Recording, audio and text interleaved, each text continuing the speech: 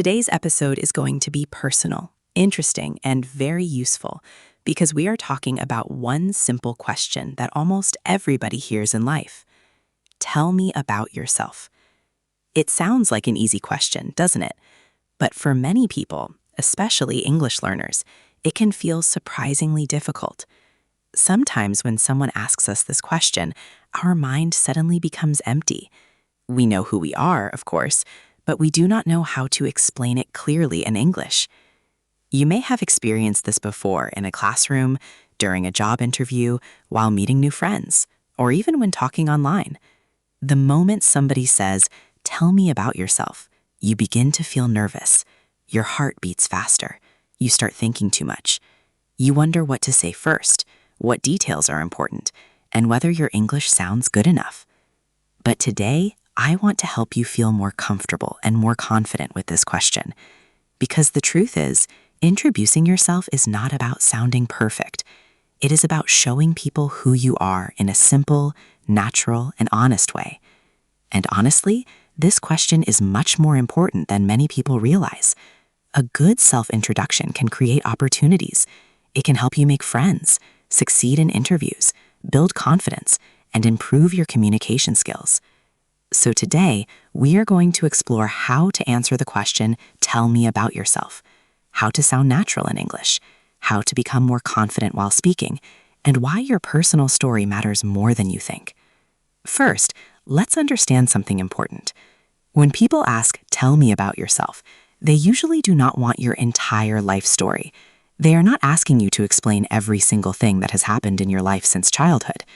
Most people simply want a short introduction.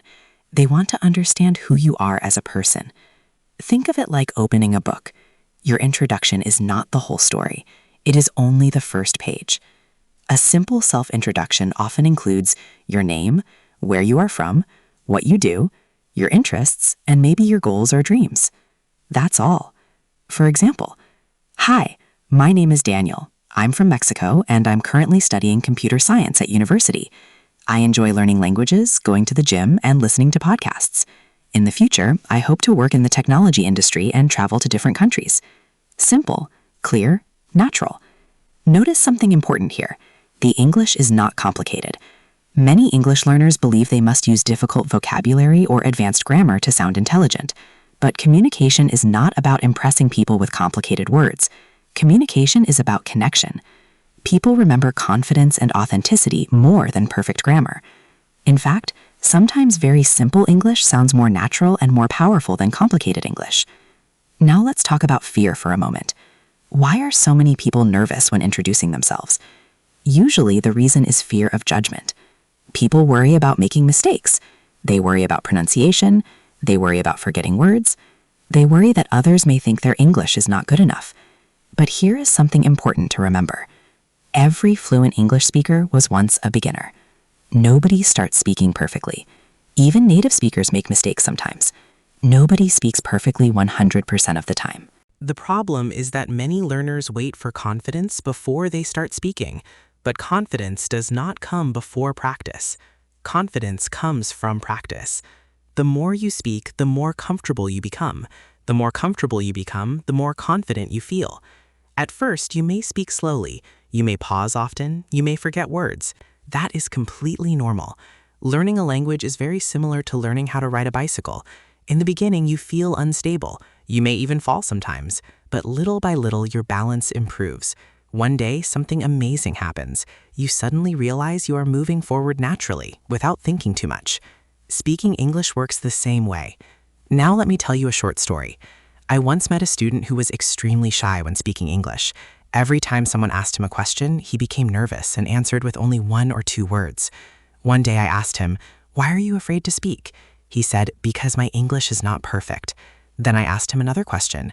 "Do you think children wait until their language is perfect before speaking?" Of course not. Children learn by speaking badly first. They make mistakes, they repeat words incorrectly, but they continue speaking anyway. And eventually they improve. That is exactly how language learning works for adults too. Mistakes are not proof that you are failing. Mistakes are proof that you are learning. Another important thing to understand is that introducing yourself is not only about information, it is also about energy and attitude. Imagine meeting 2 people. The first person says, my name is Alex. I'm from Canada. Yeah. The second person says, hi, my name is Alex. I'm from Canada and I love photography and traveling. It's nice to meet you. Who seems more confident and friendly? Probably the second person. Notice that the second introduction is still simple, but the energy feels different.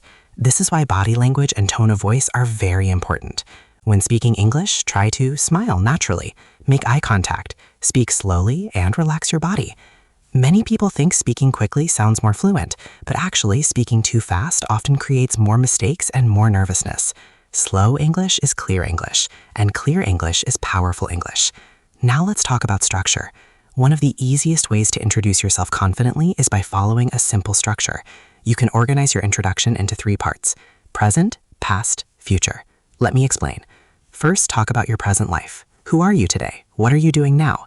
Second, mention something from your past, maybe an experience, interest, or reason why you chose your career or hobby. Third, talk about your future goals or dreams. Here's an example.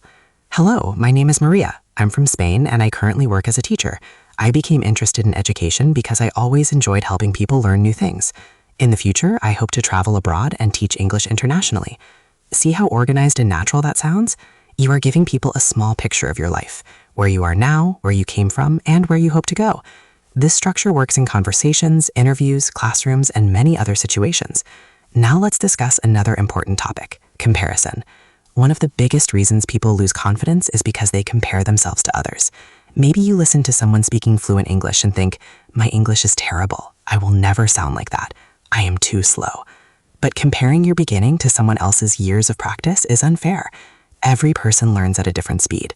Some people have more opportunities to practice. Some people started learning earlier. Some people speak English every day at work or school. Your journey is your own. The goal is not to speak like someone else. The goal is to become better than you were yesterday. Even small improvement matters.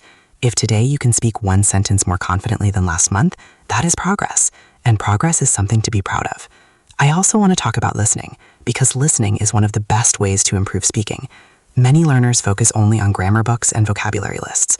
Those things are useful, of course, but real improvement often happens when you hear natural English regularly. Listen to podcasts, watch interviews, watch YouTube videos, listen to conversations. Pay attention to how people introduce themselves naturally.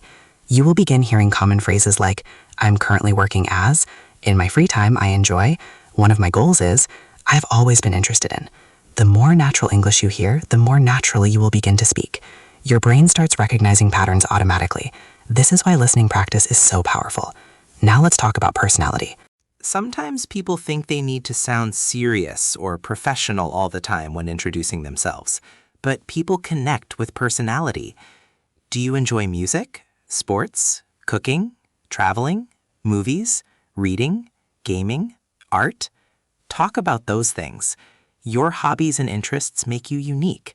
For example, instead of saying, I like movies, you can say, I really enjoy watching science fiction movies because I love stories about the future and technology. That sounds more personal and more interesting. Do not be afraid to show enthusiasm when talking about things you enjoy. Energy makes conversations memorable. Another useful tip is practicing introductions in different lengths. Sometimes you only need a short introduction. Other times you need a longer one. For example, imagine meeting someone quickly at a party. You might say, hi, I'm Kevin. I'm from South Korea and I work in marketing. Nice to meet you. Very short and simple. But during a job interview, you may need a longer one. Hello, my name is Kevin. I'm from South Korea and I've been working in marketing for the past 3 years. I enjoy creative communication and working with teams. One of my goals is to continue developing my leadership skills and work internationally in the future. Different situations require different answers.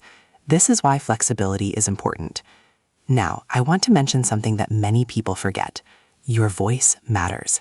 Sometimes learners think their opinions and experiences are not interesting enough, but every person has a story. Every person has challenges. Every person has dreams and experiences worth sharing. You do not need a perfect life to speak confidently. You simply need honesty. People connect with real people, not perfect people.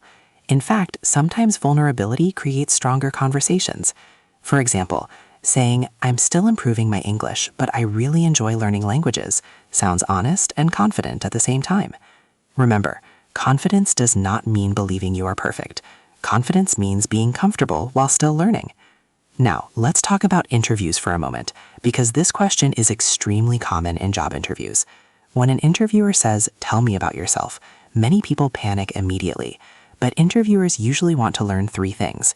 Who are you? What experience do you have? Why are you interested in this opportunity? A good interview introduction should sound professional, but still natural. For example, "Hello, my name is Emma. I recently graduated in business management, and during my studies, I became very interested in communication and teamwork. I also completed an internship where I learned how to work in a fast-paced environment. I'm excited about opportunities where I can continue learning and developing my skills." Notice how organized and calm that answer sounds. The secret is preparation. You do not need to memorize every word perfectly, but practicing your introduction before important situations can help reduce nervousness. Practice in front of a mirror. Record yourself speaking. Listen to your pronunciation. Repeat your introduction several times. Little by little, your confidence will grow. Another thing that can help is breathing slowly before speaking. When people are nervous, they often breathe quickly and speak too fast. Take a deep breath, relax your shoulders, speak slowly. There is no competition. Communication is not a race. Now, let me ask you something. If someone asked you right now, "Tell me about yourself," what would you say? Would you feel confident? Would you feel nervous? Would you know how to answer? Take a moment and think about it. Maybe after this episode, you can write your own introduction. Maybe you can practice speaking it out loud. Maybe you can even introduce yourself to a friend in English. Small daily practice creates huge long-term improvement. 10 minutes a day may not seem like much, but over 1 year, that becomes more than 60 hours of practice.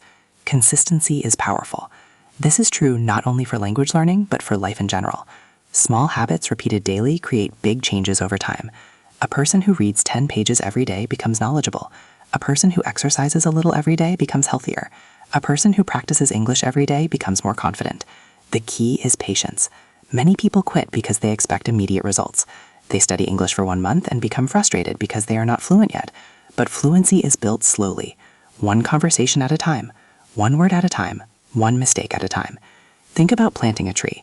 When you plant a seed, you do not expect a huge tree the next morning. You water it, you protect it, you give it sunlight and time. Language learning works exactly the same way.